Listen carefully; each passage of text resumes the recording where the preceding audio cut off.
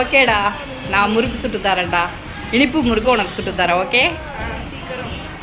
Hi, வணக்கம் viewers. இந்த பிறந்தநாள் காலம் அனைவருக்கும் என்னுடைய பிறந்தநாள் வாழ்த்துக்கள். வாங்க, இனிப்பு முறுக்கு சுட போகிறேன். இனிப்பு முறுக்குக்கு 1 கிலோ அரிசி, பச்சரிசிக்கு, குண்டு அரிசி பச்சரிசி இருக்குல்ல, 1 கிலோ பச்சரிசிக்கு இங்கே பாருங்க, இந்த மாவு